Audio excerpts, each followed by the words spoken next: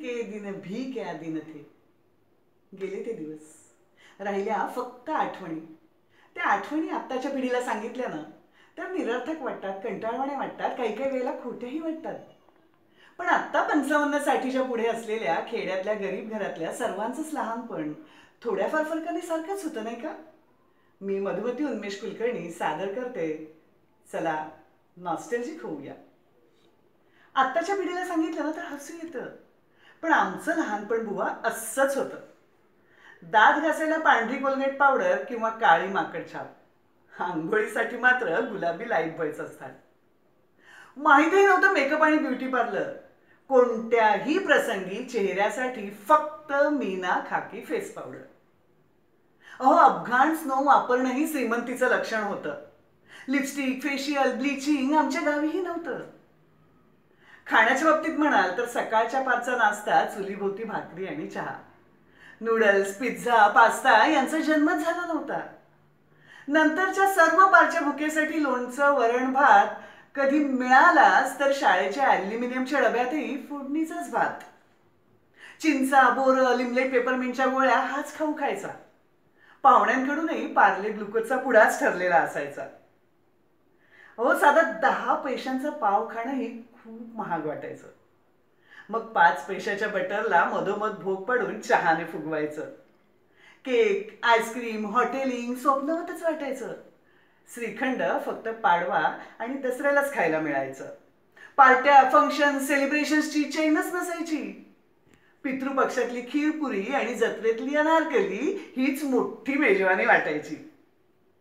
नवीन कपड्यांचा थाट फक्त गणपती किंवा दिवाळीलाच असायचा. एकाच ताग्यातला कपडा सर्व भावंडांसाठी यायचा.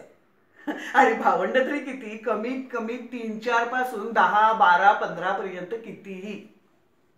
शॉपिंग, फॅशन, फिटिंग, पॅटर्न यांचा प्रश्नच नसायचा. ढगळ वाढत्या मापाचा एक एक ड्रेस प्रत्येकाला मिळायचा.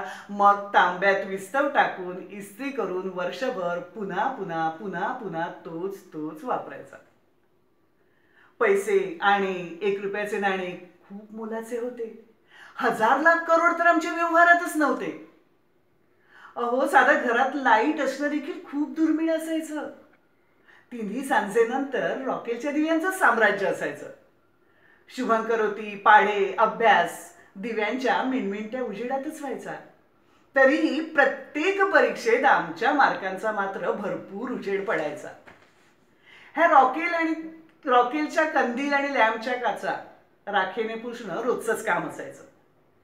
एवढंच काय, दीप अमावास्येला देखील रॉकेलच्या दिव्यांचंच पूजन व्हायचं. परीक्षेनंतर रिझल्टपेक्षा रद्दी विकायचीच घाई जास्त असायची. वह्यांची कोरी पानं बाइंडिंगला तर भरलेली पानं चणेवाल्याला विकायची. शाळेची पुस्तकं दरवर्षी हस्ते परहस्ते वापरलेलीच मिळायची. त्यामुळे ना नव्या कोऱ्या पुस्तकांच्या वासाची हौसच नाही भागायची. घम घम विद्येसाठी शाळेत घरी छम छम छडी वाजायची. शाळेत धपाटे तर घरी धम्मक लाडूंची सरबराई असायची. शाळेची दूरची वाट आम्हीच पायी तुडवायची. कधी मिळालीच तर गुपचूप बैलगाडीत लिफ्ट मिळवायची. शाळेचं वनभोजन म्हणजे 4 आण्यांची भेळ. गरिबीमुळे ना दूरच्या सहलींचा कधी जमलाच नाही मेळ. शेजाऱ्यांच्या कैऱ्या चोरून मीठ मसाल्याने खाण्याची मजा एप्रिल मधल्या दुपारी असायची. मे महिन्याची सुट्टी मात्र मामा मावशीकडेच सरायची. सुट्टीतले क्लास, संस्कार शिबिर यांची कटकटच नसायची. आजी आजोबांच्या गोष्टींमधूनच जीवनभरच्या संस्कारांची शिदोरी मिळायची. कारण त्यावेळेला संपत्ती बरोबर आजी आजोबांची वाटणी, वृद्धाश्रम ह्या सोयी झालेल्या नव्हत्या ना. त्यामुळे आजी आजोबा सर्व घरांमध्ये असायचेच. व्हिडिओ आणि मोबाईलवरचे जीव घेणे गेम सुदैवाने तेव्हा नसायचे. विटीदांडू, लपाछपी, चोर पोलीस या खेळांमध्ये सर्व रमायचे. सायकलचा पंक्चर टायर टक टक काठीने ढकलायचा. इंद्राच्या ऐरावताच्या थाटात गल्लोगल्ली फिरवायचा.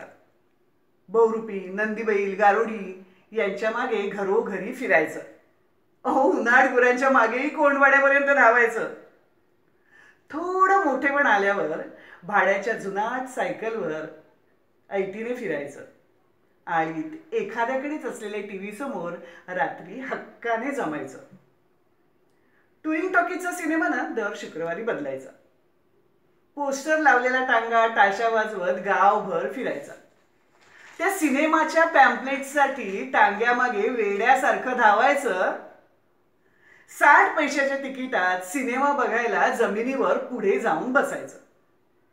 रे तुटलं, भाग पडला, लाईट गेली की शिट्ट्या आरोळ्या ठरलेल्या होत्या. बाकडी बिनपाठीच्या खुर्च्या ह्या परवडण्यासारख्या नव्हत्या. सिनेमा बघायची परवानगी वर्षातून एकदाच परीक्षेच्या शेवटच्या दिवशी मिळायची. त्याच वेळेला प्रसंगाचं महत्व ओळखून सिनेमावाल्याने नेमकी एखादी भंगार फिल्म लावलेली असायची. मग काय करणार, तीच बघायची. भर दुपारी टपाल पत्र ग्रीटिंग कार्ड्स घेऊन येणारा पोस्टमन देवदूतासारखा वाटायचा. दूरच्या नातलगांशी जोडून ठेवणारा तोच तर एक दुवा असायचा. Philips Murphy radio, Crown TV, HMTचं घड्याळ, लुना बजाज स्कूटर, पॅरागॉन बाटाचे चप्पल्स हे ठरलेले श्रीमंती ब्रँड्स होते. चॉईसेस, ऑप्शन्स, जाहिराती यांचे मोहजालच नव्हते. लहानग्यांचा मानापमान, रुसवा फुगवा, अवास्तव लाड, अवाजवी हट्ट यांना थाराच नसायचा. वडिलांच्या वटारलेल्या डोळ्यांचाच मोठा धाक वाटायचा. कोणत्याही निर्णायक प्रसंगी वडीलधाऱ्यांचा शब्द प्रमाण असायचा. घरात वडीलधाऱ्यांना यथोचित मान सन्मान मिळायचा. Valentine's day, friendship day, mother's day या डेजचा सुळसुळाटच नसायचा. वर्षातल्या कोणत्याही दिवशी फक्त आणि फक्त फादर्स डेचाच थरथराट असायचा. काटकसर मेहनत, सहनशीलता, मोठ्यांचा मान सन्मान, नकार पचवणं ह्या संस्कारांचे बाळकडू पाजले जायचे. अपमान, डिप्रेशन, आत्महत्या हे शब्दच आमच्या शब्दकोशात नसायचे. एकंदरीत काय तर मोठेपणाचा जराही लवलेश नसलेलं सर्वच बाबतीतलं खऱ्या अर्थाचं आमचं लहानपण होतं. पैसा कमी होता पण निर्भेळ आनंदाने ओतप्रत भरलेलं आमचं स्वच्छंदी बालपण होतं. धन्यवाद.